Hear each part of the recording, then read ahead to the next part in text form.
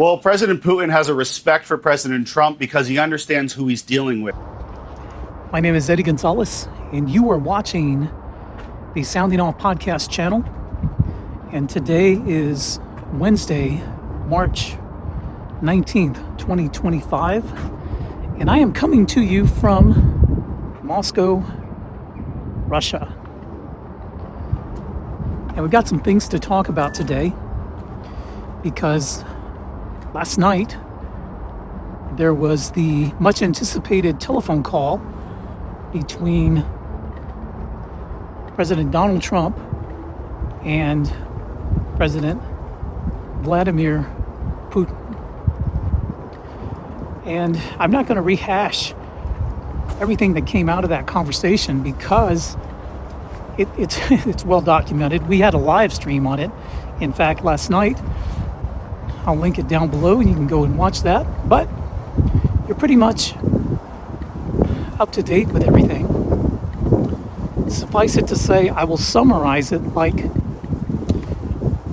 both presidents agreed that it's a good idea to start negotiations about a ceasefire in Ukraine. That's pretty much the gist of the conversation. I think the most significant development to come out of that conversation was that both leaders agreed that hockey teams from America and Russia should be battling it out on the ice.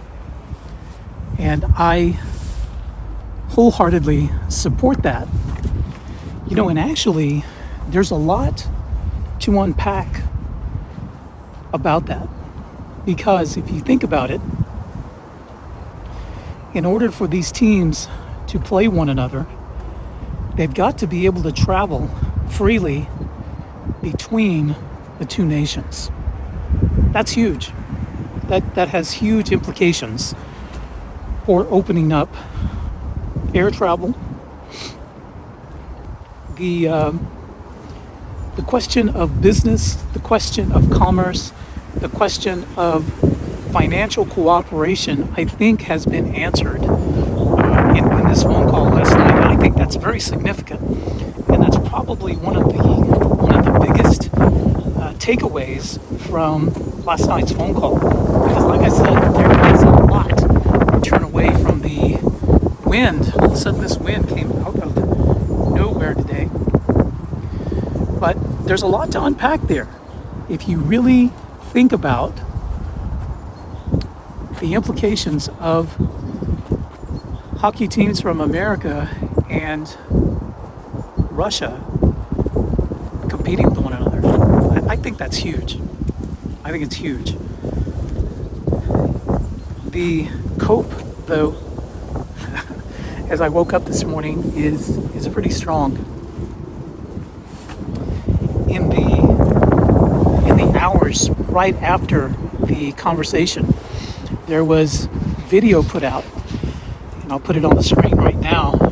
This is in front of the U.S. Embassy here in Moscow, and in fact, I did a video there on my other channel, on my Moscow Photographer channel, and there'll be a link down to that. I went to the U.S. Embassy maybe about 3 weeks ago when negotiations between Russia and America started. In fact, this was the day after the initial meeting in Riyadh.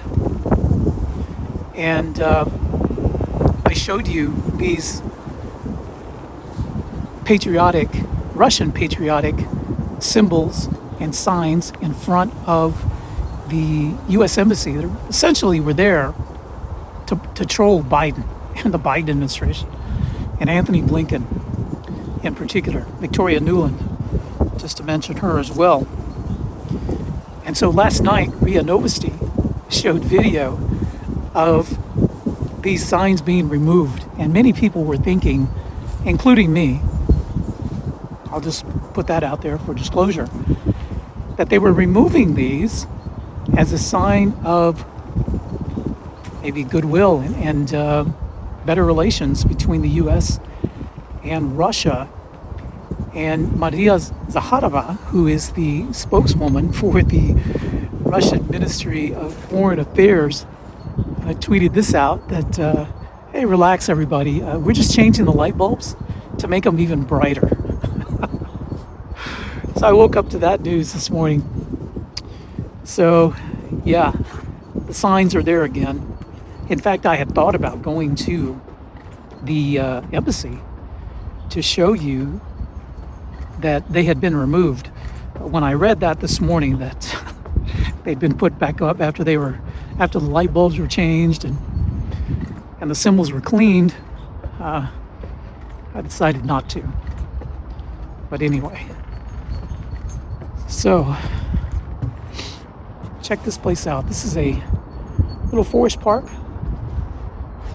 Moscow Canal, right behind me. It's a cold day.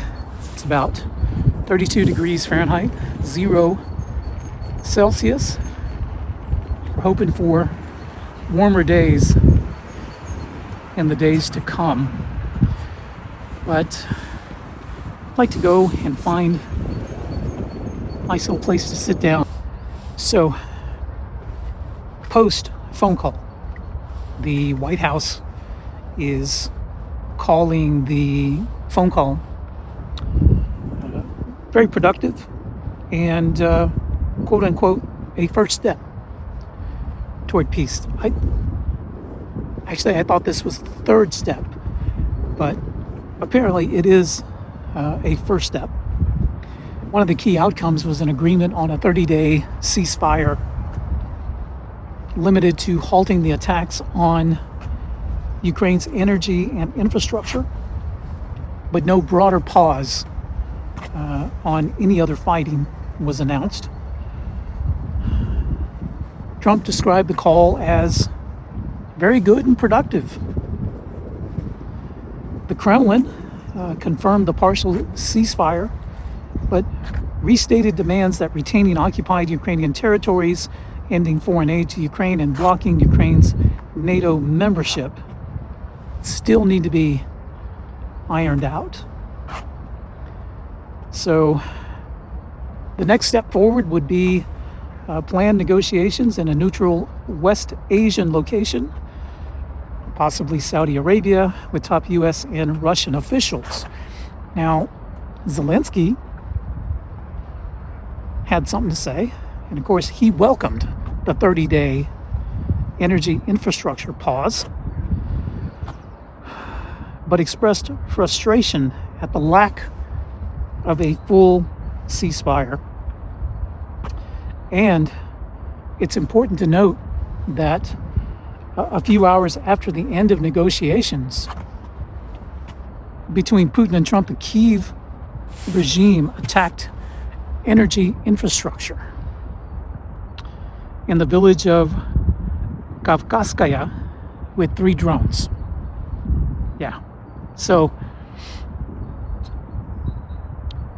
U.S. requests 30-day pause and ceasefire on hitting infrastructure in Ukraine. The Kremlin acknowledges, and then Ukraine responds by sending drones to energy infrastructure facility in Russia in the village of Kavkazskaya. Interesting to note also that following the talks between Trump and Putin, the Russian military received an order for the Supreme Commander-in-Chief to stop attacks on Ukraine's energy infrastructure. The Defense Ministry reported at that moment there were 7 Russian drones airborne targeting Ukrainian energy facilities in the Nikolaev region associated with the military-industrial complex of Ukraine. Russian air defense was ordered to neutralize those drones. 6 of them were shot down by Pantsir, 1 by a VKS fighter. So, some people ask, can we trust Putin? In fact, people often ask, well, can we trust Putin? In fact, a reporter asked Marco Rubio this question: can we trust Putin? I believe it's also been posed to President Trump. And I think by what we've seen post the phone call, I believe we can trust Putin at his word. Can we trust Zelensky at his word? And I would say probably not, because his goodwill gesture